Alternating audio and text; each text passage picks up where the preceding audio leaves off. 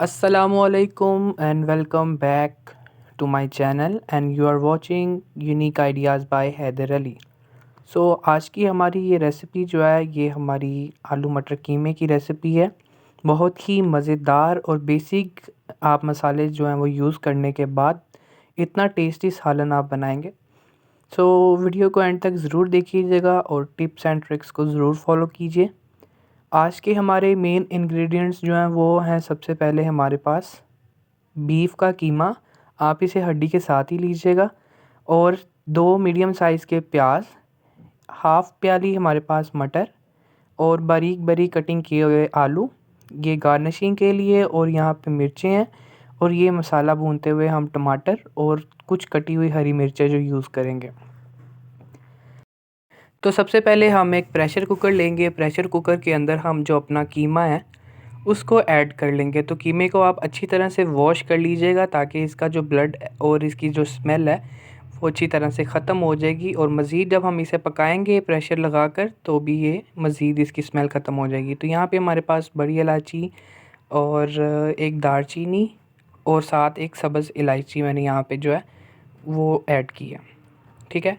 तो बाकी जो है आप इसके अंदर प्याज, अदरक, लहसुन, टमाटर, सारे मसाले जो आपके पास हैं आप वो ऐड करके, ये देखें टमाटर ये मेरे पास फ्रीज़ किया हुआ था। अगर आपके पास फ्रेश है तो आप फ्रेश ऐड कर सकते हैं, अदरवाइज़ नो इशू, आप जो है वो फ्रीज़ किया हुआ भी ऐड कर सकते हैं। 1 से 2 खाने के चम्मच जो है आपने अदरक लहसुन, आपने इसका पेस्ट ही यूज़ करना है, और कुछ इसमें हम स्पाइसेस ऐड करेंगे बेसिक जो हैं। सबसे पहले नमक है, आप इसे अकॉर्डिंग टू टेस्ट ऐड कर सकते हैं। यहाँ पे हमारे पास रेड चिली फ्लेक्स हैं, 1 खाने का चम्मच आप ये ऐड कर दें,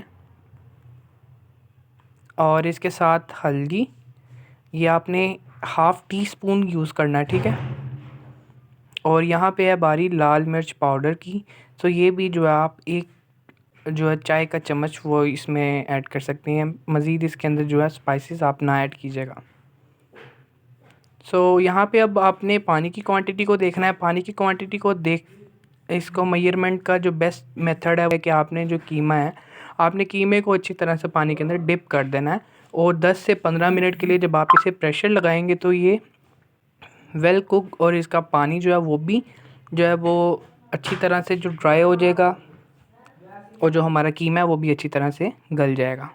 तो ये देखें, ये मैंने सिर्फ जो है 10 मिनट के लिए जो है प्रेशर कुकर लगाया। बाकी का जो एक्स्ट्रा पानी है वो मैं इसे स्टोव के ऊपर ही अच्छी तरह से ड्राई करूँगा ताकि ये मज़ीद पक जाए अच्छी तरह से, और इसका पानी जो है वो ड्राई आउट हो जाए।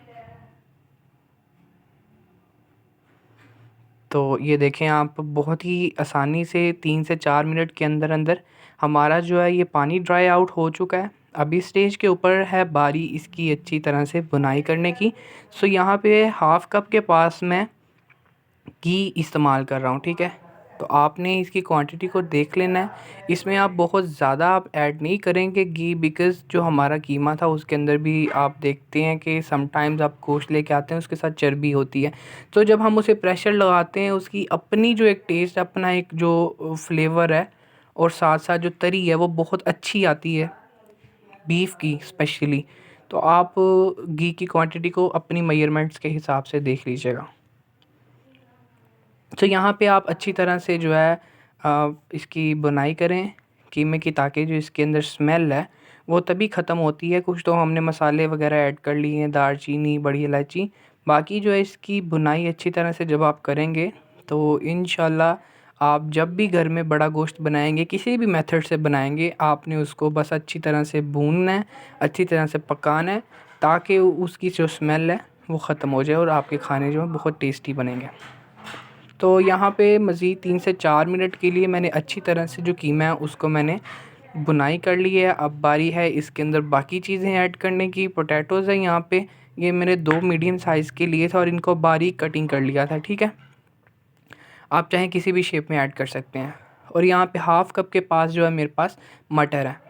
तो आपने इस बात का बहुत ख़्याल रखना है, जब भी आप मटर किसी भी हांडी के अंदर इस्तेमाल करें तो आपने उसको बहुत ज़्यादा जो है ऑयल के अंदर या किसी मसाले के अंदर उसे फ्राई नहीं करना है। इससे ये होता है कि जितना आप उसे ज़्यादा फ्राई करते रहते हैं वो उतने ज़्यादा हार्ड होते चले जाते हैं। तो इसका बेस्ट मेथड यही है कि आप इसको 3 से 4 मिनट, मज़ीद 2 से 3 मिनट आप इसे जो है वो इसे किसी भी सब्ज़ी या हांडी के साथ इसे बुनाई करें इसकी। देन इसके अंदर पानी ऐड करें। फ्राई आपने कम करना है और आपने इसे पकाना जो है वो ज़्यादा है, ठीक है। फ्राई करना एक डिफरेंट मेथड है और खाना पकाना मतलब पानी के अंदर पक पक के जो उसका टेस्ट एक निकलता है वो एक अलग सा टेस्ट होता है। तो आपने मटर को जब भी बनाना है पानी के अंदर पका कर बनाना है, ज़्यादा फ्राई नहीं करना। सो ये टिप आप ज़रूर फॉलो कीजिएगा और देन मुझे बताइएगा कि आप पहले जब मटर बनाते थे तब डिफरेंस क्या था और अब इस मेथड से जब आप बनाते हैं तो तब डिफरेंस क्या है।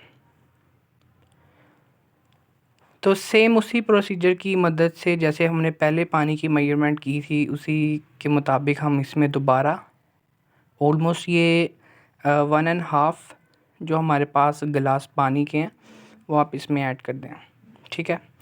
तो इसकी एक थिकर सी ग्रेवी बन जाएगी।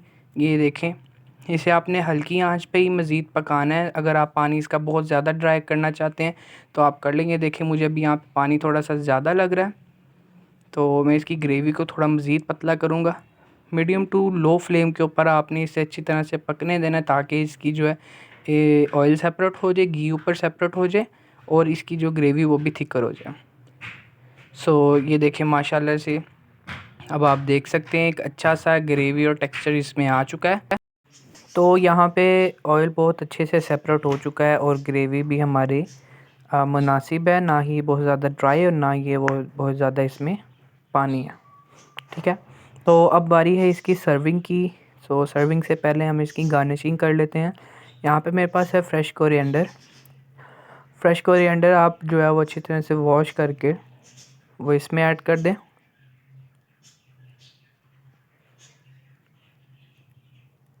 और इसी के साथ साथ आपके पास जो गरम मसाला है आप चाहें तो वो ऐड कर दें, या आप मेरी पिछली रेसिपीज़ में देख चुके हैं गरम मसाला बनाने की जो है वो भी मैं आपको इंशाल्लाह बहुत जल्द शेयर करूँगा।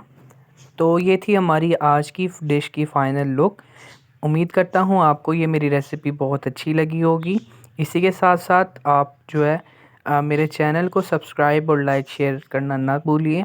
कमेंट्स की सूरत में फ़ीडबैक ज़रूर दीजिएगा कि आपको हमारा काम कैसा लगता है और इंशाल्लाह इसी तरह मैं नई वीडियो के साथ हाज़िर होऊंगा और आप लोगों से अपने जो है छोटे छोटे घर के एक्सपीरियंसेस हैं वो शेयर करता रहूँगा।